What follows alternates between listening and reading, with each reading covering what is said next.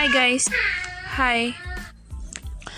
Halo semuanya, apa kabar hari ini? Saya berharap kalian semua sehat-sehat selalu ya. Apalagi di tahun yang sedang terjadinya pandemi COVID-19 ini.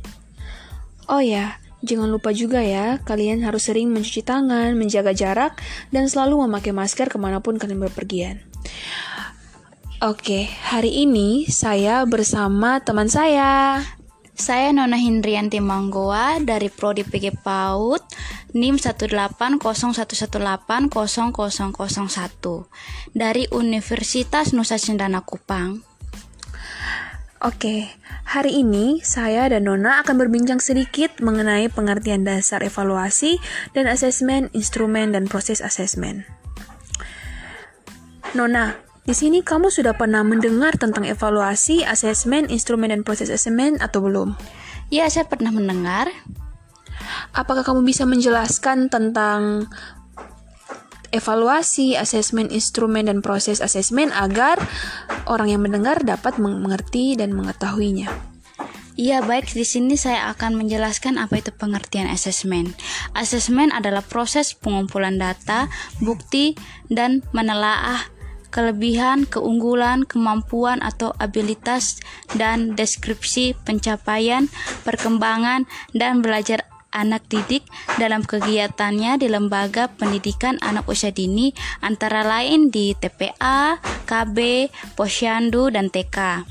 Asesmen merupakan istilah umum yang meliputi semua metode yang biasanya dipakai untuk menjaga, untuk kerja anak didik secara perseorangan atau kelompok kecil.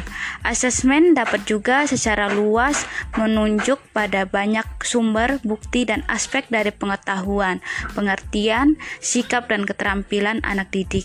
Atau bisa juga merujuk pada suatu kejadian atau instrumen tertentu, misalnya asesmen portofolio. Dan pengertian evaluasi adalah proses pengumpulan data dasar dan menelaah misalnya tentang efektivitas program belajar dan pembelajaran seperti misalnya dalam PKB, program kegiatan belajar, kebijakan dan prosedur pelaksanaan.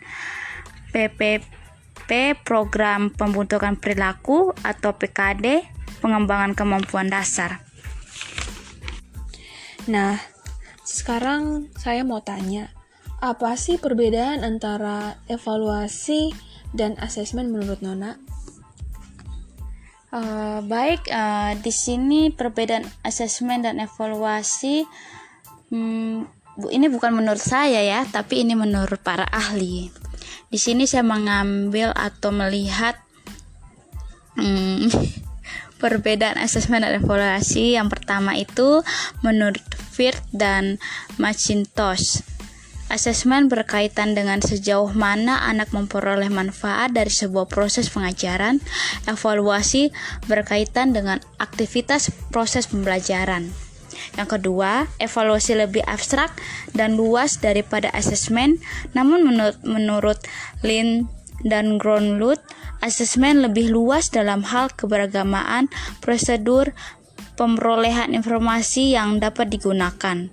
Yang ketiga, menurut Trims, asesmen memakan waktu yang panjang karena menyangkut proses yang berkelanjutan, sedang evaluasi dilaksanakan secara berkala.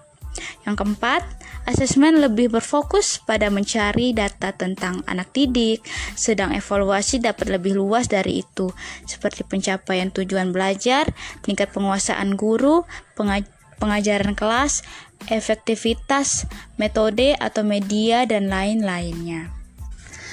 Oke, baik. Lalu, bagaimana dengan instrumen asesmen dan evaluasi? Baik, di sini saya akan menjelaskan tentang instrumen asesmen dan evaluasi. Instrumen asesmen untuk menghasilkan informasi sebagai bukti kemajuan tentang perkembangan dan belajar anak didik, bisa berupa prosedur apapun, formal atau informal. Secara formal misalnya dalam bentuk kuis, pedoman wawancara, perlengkapan pengukuran untuk fisik, sedang secara informal misalnya berupa pengamatan, portofolio, narasi, dan catatan anekdot. Begitu pula instrumen evaluasi dapat dilakukan secara formal maupun informal.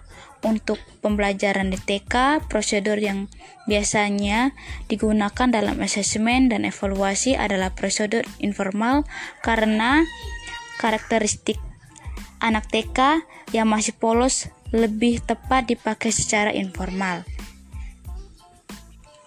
Nah, oke, baik. Tadi kita sudah mendengar penjelasan dari Nona mengenai pengertian dasar evaluasi dan asesmen, instrumen, dan proses asesmen. Sampai jumpa di lain waktu. Terima kasih. Bye-bye.